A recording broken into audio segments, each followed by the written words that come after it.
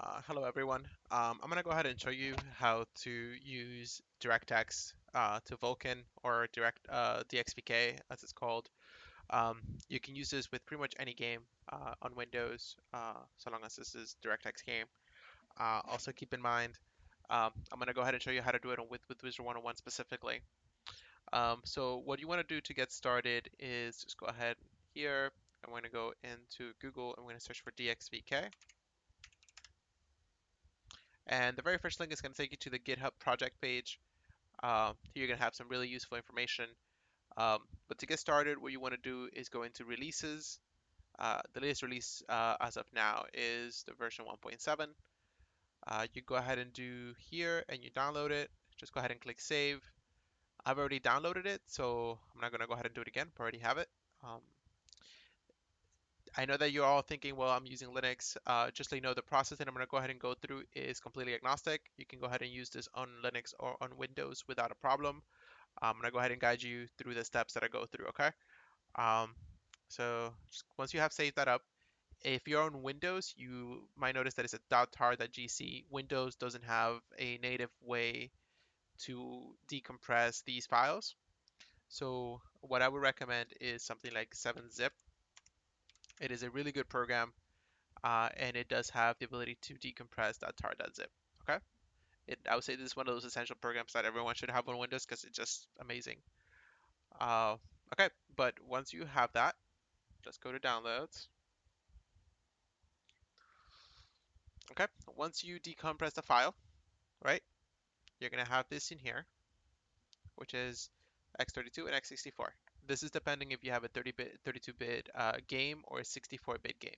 Keep in mind, is it a 32-bit game or 64-bit game? Not the computer, whether the computer 64 or 32-bit, just the game. Um, Wizard 101 is a 32-bit game, so we're going to be using the ones inside 32-bit libraries. So all we have to do is just copy these, and we're going to paste it inside the binary folder of your Wizard 101 installation. There's a couple places where that could be.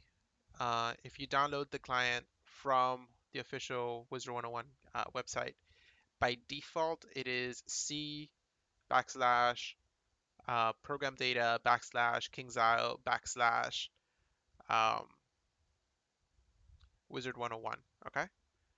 For me, because I have it on Steam, it's going to be on my Steam library, Steam apps, common, Wizard 101, and then we go into the binary, and this is where we paste those files. I already have them on here, but I'm just going to go ahead and override those. That's fine. Okay, once we do this, the game will start using Vulkan by default. There's nothing you have to do, okay? Now, DXVK does provide some extra functionality, um, especially the ability to set up a heads-up display, which is right over here, and also some extra configuration that you can enable using a configuration file. So, uh, how do I do that? Okay, the easiest way that I found was to make a PowerShell script. PowerShell is available on Windows, and if you have Windows 7, Windows 8, or Windows 10, it is going to come pre-installed with Windows. Um, so all you have to do is create a .ps1 file, so it's right over here. When I edit it up, it's just going to come up with this. Okay, this is going to set the environment variable. Okay, dxvk.sud, and you do have to use quotation marks. Um, This is so that we can get a little heads-up display just showing the FPS. If you don't want to do this, you don't have to worry about it. You can just take away with it. The next one is the DXVK config file. With this one is you can download the configuration file right over here and just see the raw file. I like to play around with this because DXVK has the ability for us to disable VSync in the game.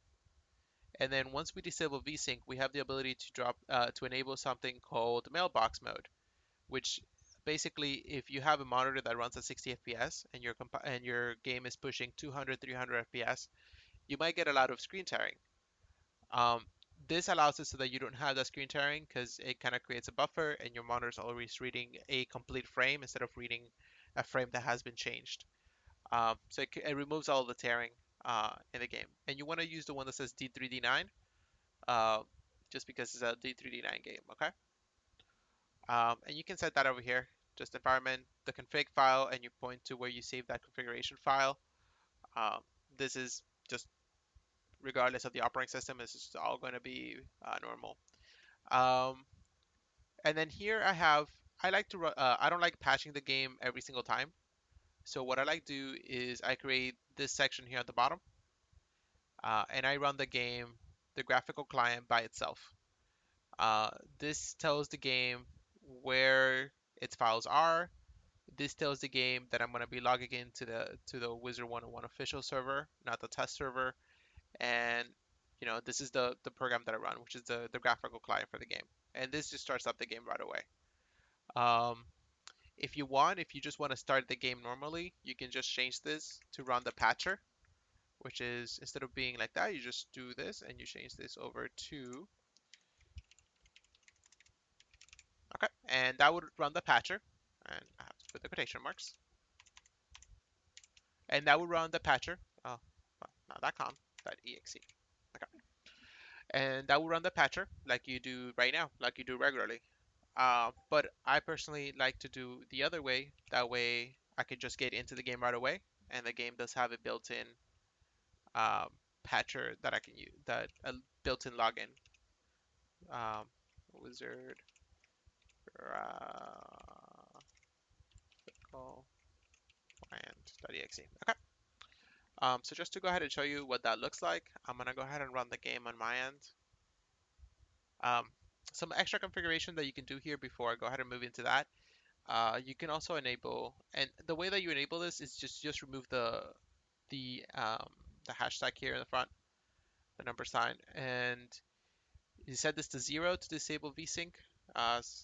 It says here in the little comment, and here you just set this to true, and you remove the little ampersand. Another thing that I like to do here is sampler anistrophy. As I said, uncomment the 3D9 and just set this to the highest value. It just makes the game look better. Uh, and then the last one that I like to play around with is anti-aliasing. On comment, I've noticed that Wizard101 crashes if you go over 8, so I like to set this to number 8, which is some pretty good anti-aliasing, so the game looks pretty sharp. Um, okay, so that's just some of the things that I recommend changing in the game. Um, so let me go ahead and launch into the game just to show you what that looks like. Actions, open terminal here. I'm going to run PowerShell. It's going to start me on PowerShell. On Windows, if you just go into the Start menu and you search for PowerShell, it's going to bring up a PowerShell, so you don't have to worry about that. And the way that I run it is just my script is a little bit different because since I'm on Linux, I have to use Wine, so that's why mine has some extra stuff and the Wine stuff. Okay, so I'm gonna go ahead and run the game.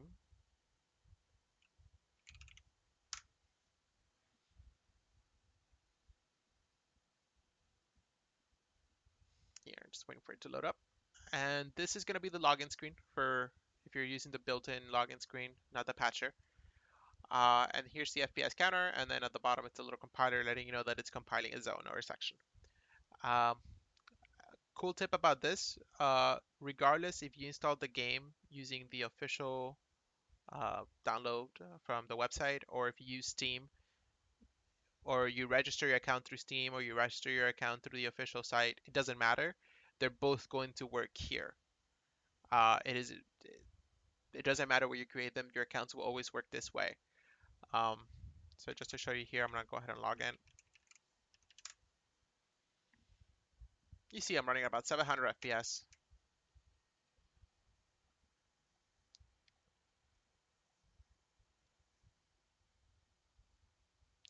I think I should be in the comments.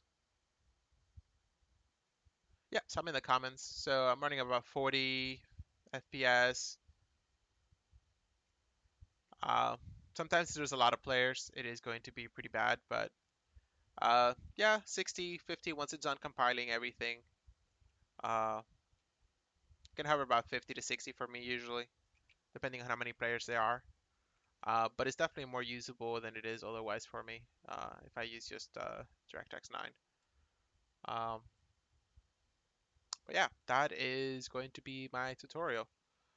Hope you guys like it.